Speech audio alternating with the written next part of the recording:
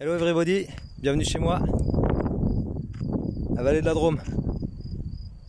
Enfin, l'entrée de la vallée de la Drôme, en fait. Comme je te parlais d'un sujet important, je me suis dit qu'on allait prendre un peu de hauteur, tu vois. Donc je suis venu en hauteur. Je vais me poster un peu plus haut. Bon, de quoi je vais te parler? Alors je vais te parler de questions qu'on m'a posées. On m'a posé dernièrement des questions sur la chaîne, par SMS, par email. Des questions sur l'orientation en gros. L'orientation, c'est des choses dont j'ai déjà parlé un petit peu, tu sais. J'ai parlé de ça sur des vidéos de motivation pour expliquer un petit peu dans quel état d'esprit il faut se placer pour faire les meilleurs choix. Attends, je me mets à l'abri du vent, ça souffle. Dans quel état d'esprit il faut se placer pour faire les meilleurs choix. Et un petit peu, ouais, c'est ça le mental qu'il faut avoir quand tu veux construire ta réussite, tu vois. Et en fait, il y a la première question qui revient très souvent. Je regarde parce que j'ai noté 2-3 petites choses. C'est dur de se souvenir de tout de tête. Mais en gros, la première question qui revient très souvent, c'est est-ce que je suis capable? C'est une question, je pense que je l'ai entendue. Si on m'avait donné 10 centimes chaque fois que j'avais entendu cette question de la bouche d'un élève, je serais sûrement riche alors qu'il est. Est-ce que je suis capable? Moi, la question que je pose en retour, quand j'entends est-ce que je suis capable, c'est est-ce que tu as envie? Ok? C'est vraiment ça la vraie question. Et sache que chaque fois que tu m'entends t'expliquer 2-3 petites choses, en tout cas donner mes points de vue sur ces sujets-là, c'est le point de vue de quelqu'un qui a eu un parcours scolaire, on va dire, où tu sais, à la fin des trimestres, tu as félicitations du conseil de classe, des 16 de moyenne, 17 de moyenne, 18 de moyenne. J'étais de ces gens-là, tu vois. Donc j'étais de ceux qui ont dit ils ont des facilités, tu vois. Mais en fait, il n'y avait pas du tout de facilité. Et c'est ça que je veux t'expliquer. C'est pour ça que pour moi, c'est important de donner mon avis sur ce point de vue-là quand je parle à mes élèves. C'est que c'est pas une histoire de facilité en vérité. C'est une histoire de savoir ce que tu veux. C'est pour ça que je te dis, est-ce que tu as envie d'aller dans telle ou telle direction quand tu fais tes choix d'orientation? Et la question que je finissais sur ça, sur la dernière vidéo que j'ai fait là sur le programme de physique-chimie de terminale, l'aspect physique-chimie, je t'ai parlé d'objectifs. Le plus important en fait, la première chose sur laquelle il faut que tu réfléchisses, c'est quels sont tes objectifs. Pourquoi? Parce que personnellement, tu vois, il était une fois un garçon qui avait ton âge et qui avait l'objectif qu'il n'y ait jamais de frein par rapport aux études. Tu vois, le fait de pouvoir choisir exactement où tu veux aller, le fait de choisir son orientation, etc. Bah, le petit garçon, c'était moi, et moi, je voulais pas du tout qu'il y ait de frein à ça, quoi. En fait, moi, je voulais m'amuser, faire ce que j'avais envie de faire à côté de l'école, tu vois, et puis du coup, à l'école, il fallait que ça tourne. Du coup, c'était un objectif pour moi. L'objectif, c'était que ça devait tourner à l'école, et ça devait tourner sec, c'est-à-dire, fallait pas qu'il y ait de mauvaises notes. Tu vois ce que je veux dire? Parce que j'avais un objectif clair. L'objectif, c'était qu'au moment de quitter le lycée, je voulais aller exactement là où je voulais aller et qu'il n'y ait pas de frein. Tu vois, par exemple, j'ai pas connu le concours. Moi, je suis rentré à l'INSA, je suis pas rentré sur concours. Je suis rentré sur dossier. Ça veut dire que c'est les premières vagues d'admission. Tu sais, quand on regarde les dossiers et puis qu'on dit aux gens, ok, tu rentres. Du coup, il n'y avait pas de frein. Et puis, j'avais mis, j'avais une ou deux possibilités que je m'étais offertes en fait, et les 2 possibilités m'étaient offertes en fait, j'étais accepté dans mes 2 voies, donc il n'y avait pas de frein. Et je te dis ça pour t'expliquer c'est quoi le principe de fixer des objectifs. Donc c'est ça en fait la vraie question à laquelle il faut que tu répondes, que tu te répondes et que tu te poses et que tu répondes à cette question, c'est quels sont tes objectifs et est-ce que tu veux y arriver. Après cette question là tu vas avoir la question de qu'est-ce que je fais maintenant pour construire mes objectifs, atteindre mes objectifs, tu vois. Là, ce sera la question qui viendra après, mais la vraie question de départ, c'est pas est-ce que je suis capable, parce que quelqu'un qui a un objectif clair et net dans sa tête, mais oui, il va être capable. Surtout quand on parle de trucs intellectuels, tu vois. On a tous un cerveau, et honnêtement, moi je suis convaincu, après je peux me tromper, ça c'est un avis, mais chacun a ses avis. Moi je suis convaincu que ton cerveau, si tu le fais bien travailler, en fait, tu es capable de comprendre plein de choses. On a tous la même machine dans la tête, tu vois. Enfin après, je te parle pas d'avoir une déficience intellectuelle ou autre, hein, je parle pas de ça. Mais dans le cas général, tous les élèves que j'ai été amené à accompagner, à côtoyer, à coacher, etc., ils ont tous des capacités. Hein. on est tous dotés des mêmes capacités. Maintenant, il y en a c'est comme une graine, on a tous les mêmes graines dans la main. Il y en a qui plantent la graine, qui l'arrosent bien sur un terrain fertile, etc. Et puis il y en a qui jettent la graine sur un sol aride et puis il n'y a rien qui poussera. Mais on a tous la même graine en fait dans la main. En tout cas, moi je suis convaincu de ça. Et du coup le truc c'est de savoir voilà, qu'est-ce que tu fais pour que tes capacités soient à la hauteur de tes objectifs. Voilà, en gros tu pourrais le résumer comme ça. Donc pour moi la première chose c'est quels sont tes objectifs. Si tu as l'objectif de prendre, pour revenir à la question c'est est-ce que j'ai le niveau. Voilà, je veux faire telle ou telle filière post-bac. Est-ce que j'ai le niveau pour suivre l'aspect maths? En fait l'aspect maths, hein, ne pas faire maths complémentaire, ne pas faire maths experte, mais juste prendre spé maths. Bah, je te réponds, si c'est un objectif clair pour toi, que les portes soient ouvertes, quelle que soit la filière où tu vas aller, prends spé maths. Et après, donne-toi les moyens. C'est toujours la même chose. Fixe ton objectif, fais ce qu'il faut pour y aller, et puis après, donne-toi les moyens. Ok? Mais il y a toujours moyen d'y arriver. C'est ça que je voulais te dire. Même chose pour maths experte, parce que j'ai eu la question aussi. En plus, j'ai eu la question de personnes qui visiblement tapent dans des très très bonnes moyennes. Là, la question, elle se pose même pas, les amis. Si tu es capable de taper un 18 de moyenne en maths en première, te pose pas trop la question. 18 de moyenne, c'est bon quoi. Tu vois ce que je veux dire?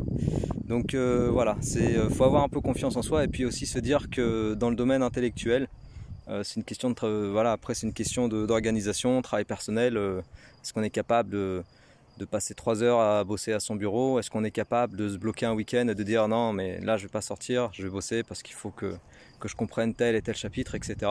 Et je pense qu'on en est tous capables. Et la meilleure preuve que je peux te donner à ça, c'est que j'ai côtoyé pas mal d'élèves aussi qui en terminale s'organisaient très mal dans le boulot et puis après ils font PACES, donc première année de médecine. Et puis là ces élèves-là, quand je les revois, ils me disent ouais bah je sors plus, je fais que bosser. Ok, donc ils sont capables de faire que bosser, tu vois.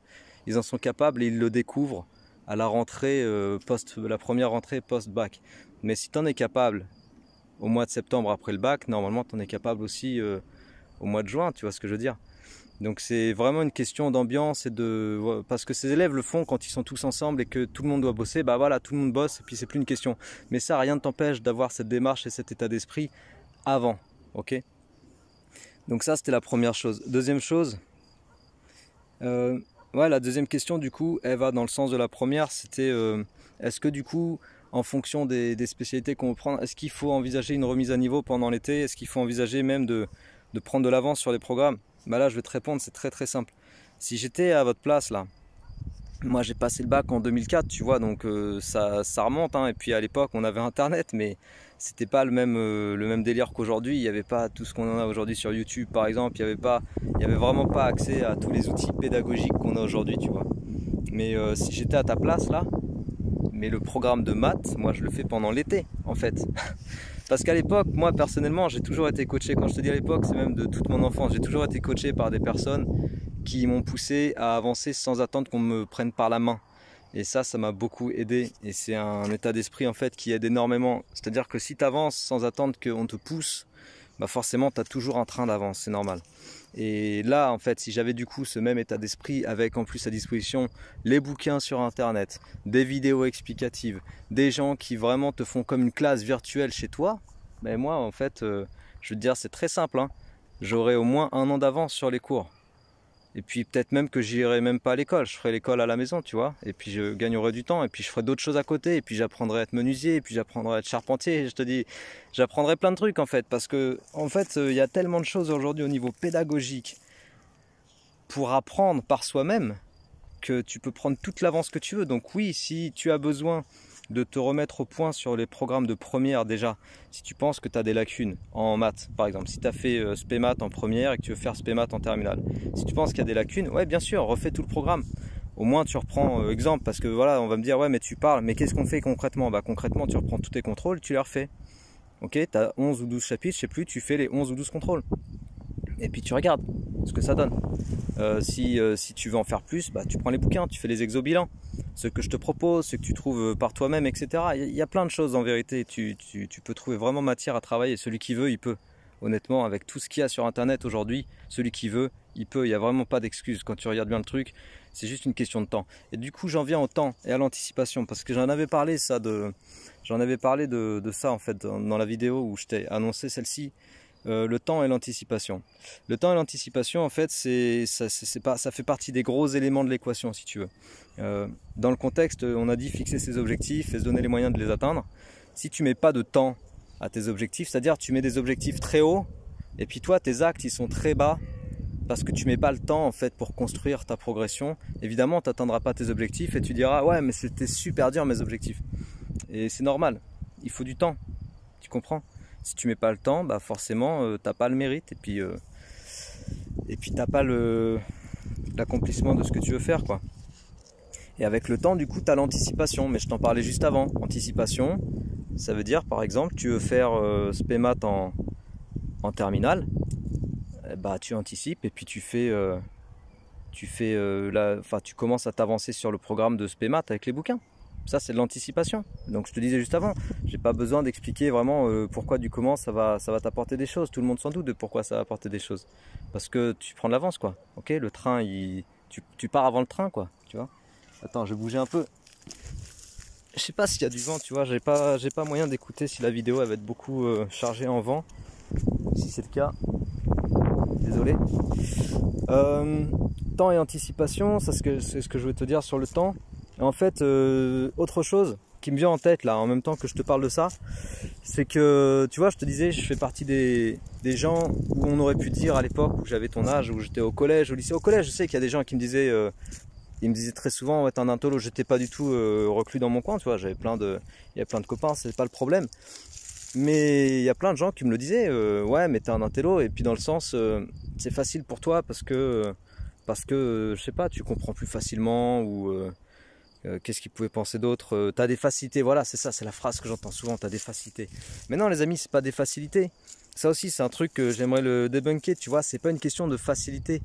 J'ai croisé des gens qui avaient des facilités. Il y en a quelques-uns. J'en ai vu dans mon cursus. À l'INSA, il y en avait un ou deux dans mon groupe, tu vois, dans ma promo. C'est des gens, franchement, tu sens que il y a une compréhension différente des choses et puis c'est beaucoup plus fluide dans leur tête, que ce soit la physique, les maths, c'est facile. En fait, ça me donnait cette impression. Mais peut-être que même moi, je me trompe par rapport à ça. Mais moi, personnellement, je peux te dire, hein, tous ceux qui pensent que j'ai eu des facilités ou qu'on pensait ça, mais les amis, sachez que j'ai préparé ma compréhension des choses en maths ou en physique depuis que je suis gamin. C'est un travail, en fait. Tu vois, c'est comme si toi, tu étais une petite graine et puis à un moment donné, tu tombes près d'un chêne immense, centenaire, et puis tu dis, ouais, mais c'est facile pour lui, il est déjà grand. Mais avant d'être grand, il a poussé. C'était un gland au départ, et puis il a poussé, tu vois. Il est parti de rien et puis il a poussé. Et c'est pareil la connaissance. Mais ça se construit au départ. Tu vois ce que je veux dire? En primaire, tu as des gamins qui font l'impasse sur tout un tas de choses. Moi, je coach certains gamins aussi qui sont en primaire. Il y en a certains que je coach. Je leur donne des conseils. Je suis sûr qu'ils n'entendront jamais ça dans leur classe en primaire. Mais les tables de multiplication, je vais te dire un truc. En CE2, c'est su les tables. C'est pas un problème de savoir faire une table. Ces gamins-là que je coach.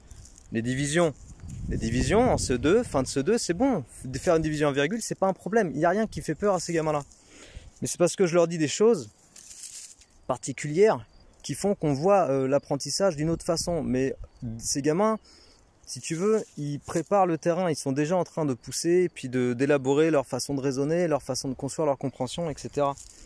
Puis ça prend pas plus de temps de le faire en primaire que de pas le faire, je veux dire. Hein, parce que en primaire, t'as tout le temps qu'il faut pour apprendre, hein. Tu as le temps de jouer et d'apprendre, tellement tu as de temps. Voilà, il n'y a rien à penser pour un gamin en primaire, il a juste à s'amuser et à apprendre, c'est tout. Et pareil pour le collège, tu vois, si tu es au collège, tu as tout le temps de peaufiner ton art et ta compréhension. Je te parle que des maths et de la physique, hein, je te parle pas des autres matières. Mais c'est juste pour te dire que tout ça, ça se construit. Ok ? Ceux qui pensent que c'est des facilités, moi je pense pas que c'est des facilités. Je pense que globalement, quand tu réussis bien à faire un truc, c'est parce que tu as travaillé pour ça et tu t'es donné les moyens. Personnellement, je me suis donné les moyens. Et il est vrai que j'ai beaucoup bossé pour ça en primaire, collège. On va dire seconde. Première, j'ai bossé aussi pas mal dans ma première S parce qu'il fallait que je remette des choses à niveau. Parce que tu vois, j'avais pas des bonnes méthodes de travail. Je peux te parler de ça aussi. J'avais pas de bonnes méthodes de travail. J'ai demandé des conseils à des gens qui s'y connaissaient mieux. Les gens qui m'ont toujours accompagné depuis que je suis gamin. Des proches, hein, je te parle, c'est déjà là, je te parle de l'entourage familial direct et qui m'ont conseillé, qui m'ont donné des vrais conseils, mais des vrais conseils où tu mets ça en application et puis tu passes un cap, tu vois, tu es là, tu passes là. Et ces gens, je les ai écoutés, j'ai changé ma méthode de travail, j'ai commencé à bosser par moi-même, anticiper les cours, un minimum, tu vois. Faire beaucoup d'exercices vraiment costauds, des trucs qui font mal, qui te préparent au contrôle, et puis tout de suite tu tapes dans les 15. Voilà. Mais j'ai eu le conseil et puis j'ai pas attendu qu'on me le dise en classe. On m'a donné le conseil, je l'ai mis en pratique, j'ai tapé des 15, et puis après voilà, ça c'était en première, en terminale, j'ai quasiment pas bossé en classe de maths. Je m'en souviens encore. Les gens qui me connaissent s'en souviennent aussi que voilà, nous on délirait en cours de maths, et puis après quand il fallait réviser les contrôles, on révisait à fond. Bien sûr, on faisait un peu de travail chez nous quand même. Puis voilà, on se tapait la bourre sur c'est qui aura le 18, quoi, c'est tout. Après, tout ça, ça s'est préparé. Voilà, c'était une préparation qu'on a fait pendant des années. Moi et les gens avec qui j'étais, qui étaient dans le même délire, je peux te dire qu'on était tous dans cet état d'esprit. On avait tous eu des parcours où on se donnait les moyens. Voilà. Et aujourd'hui, j'entends certains élèves qui me laissent des commentaires ou qui m'envoient des messages ou autres, que ce soit par email, SMS, etc. Et qui me disent, il y en a aussi, hein, parmi vous là, il y en a qui sont déjà dans cet état d'esprit dont je parle. Et c'est très bien, bravo, continuez. Qui sont déjà à préparer avec les bouquins, à taffer les programmes à l'avance. Ça, c'est génial comme état d'esprit. Dites-vous bien que vous êtes en train de gagner un temps fabuleux. Et puis vous allez vous ouvrir en fait un tas de possibilités. Et forcément, vous aurez du choix dans ce que vous voudrez faire. Après, ça ne veut pas dire qu'il faut tout miser sur ça, attention, hein, c'est pas ce que je dis non plus. Mais moi, je suis juste en train de dire que quand tu as un objectif, il suffit que tu te donnes les moyens. Et puis ton objectif, peut-être tu l'atteindras. Mais en tout cas, je pense que tu l'atteindras plus facilement que si tu as un objectif mais que tu te donnes aucun moyen, tu vois. Si tu dis le matin tu es dans ton lit et tu dis ouais j'aimerais aller à tel endroit mais que tu restes après dans ton lit allongé, je pense que tu arriveras nulle part. Tu vas rester dans ton lit et puis le soir tu te diras ah merde j'y suis pas arrivé, comment ça se fait? Et c'est parce que tu t'es pas levé et t'as pas marché. Donc à un moment donné il faut se lever un peu, il faut marcher un peu. Bon bref, je crois que je t'ai dit à peu près tout ce que je voulais te dire. Tu vois, il ne faut pas que je tarde non plus parce que j'ai un cours avec des élèves à 18 h qui doit être 17 h 30 au moment où je fais cette vidéo. Il y avait un autre truc aussi qui me restait en tête. C'est un superbe chemin là, je te le partage. C'est trop beau. Ça c'est le printemps ça. Tu vois, je sais pas si tu vois mais là ça continue. Là, ça continue là, petit sentier. Puis on est en hauteur en même temps. Je te redis que ça, tout ce que tu vois là-bas derrière, c'est la vallée de la Drôme, si tu veux savoir. Bref, ça c'était pour l'aspect géographique. Et puis, attends, c'est quoi que je voulais te dire? Bref, ouais, se donner les moyens. Y a un truc, il y a un truc qui m'échappe là. J'ai pas regardé mes notes. Attends, reste jusqu'au bout, je vais te dire. Ouais, si, il y avait un truc important. Il y a un truc important, on va finir sur ça. C'est que, tu vois, par exemple, j'ai une question sur la chaîne là, de quelqu'un qui m'a dit, qui m'a demandé si elle était malade la semaine avant le brevet. Donc c'est loin le brevet, hein. Je te parle de fin juin là. A priori, on peut pas prévoir d'être malade en fin juin, tu vois.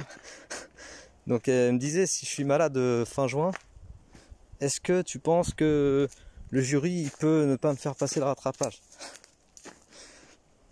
Bon écoute, je veux dire, il n'y a pas de question bête.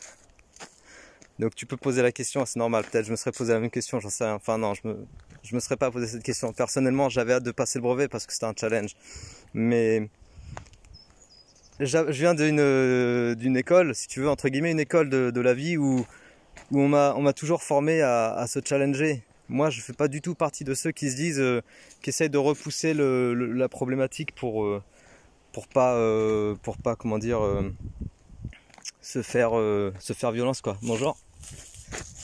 Et du coup, ce que je veux dire par là, c'est que si tu es déjà dans cette démarche d'essayer de fuir en fait l'épreuve, de fuir le challenge, c'est que ouais, il faut que tu refixes tes objectifs. Peut-être que tes objectifs ils sont pas bien alignés avec ce que toi tu veux. Tu vois, si tu es déjà en train de rechercher à esquiver le coup, c'est qu'il y a un problème. Je vais te dire un truc que j'entends très souvent. Je suis dans un club de boxe thaïlandaise. Et puis mon coach, je l'aime beaucoup. Et mon coach, il nous dit très très souvent que parce qu'il fait des entraînements assez intenses, tu vois. Et il fait des entraînements assez intenses où franchement, au bout de 10 minutes, t'es déjà. Enfin moi personnellement, au bout de 10 minutes après l'entraînement, je suis déjà en nage, quoi, normal. Et à chaque fois il nous dit mais à qui veut l'entendre, et puis il le dit pas avec un sourire ou en mode bisounours, hein, c'est ça gueule. Et puis il nous dit que si tu es là pour faire semblant, tu prends ton sac et puis tu pars. tu vois. Et c'est clair, hein.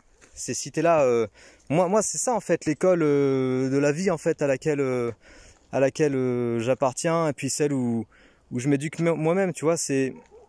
On fait pas semblant. Si tu veux un truc, tu le fais jusqu'au bout et puis tu le fais bien. Si par exemple si tu vas à l'école et que tu vas à l'école de 6 ans jusqu'à 18 ans, vas-y, fais-le bien, parce que sinon ça sert à rien, tu vois. Fais-le bien et challenge-toi. Il y a le brevet à passer, passe le brevet. Ça va te donner un avis de où est-ce que tu en es par rapport aux apprentissages intellectuels, etc. C'est intéressant, c'est vraiment intéressant. Et si tu as vraiment peur de ce truc-là, c'est qu'il faut réaligner tes objectifs, tu vois.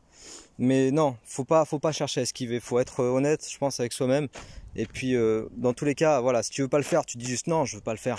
Puis tu le fais pas. Vaut mieux ça que d'essayer d'esquiver, tu vois. Essayer de tomber malade, machin truc, la semaine avant le brevet. Non, non, non, non. Moi, tu m'as demandé un avis, voilà, je te réponds.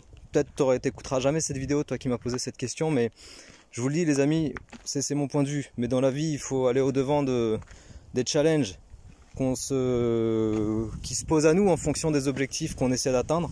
Puis il faut les relever, quoi, ces challenges, tu vois, faut pas essayer de les esquiver. Ça, c'est mon avis.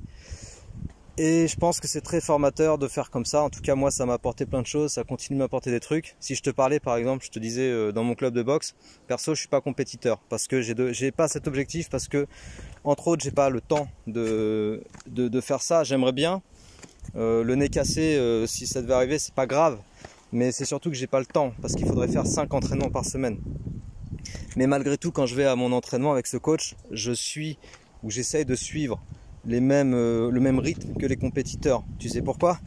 Parce que tout simplement, je suis pas là pour faire semblant, quoi. Sinon, il vaut mieux pas y aller, hein. Tu vois. Et puis à l'école, c'est pareil en fait. Souvent, je donne cette analogie à mes élèves. À l'école, c'est la même chose. Si tu te lèves le matin et que tu as bossé, fais-le à fond. Et puis après, quand tu as terminé, tu passes à un autre truc. Et voilà.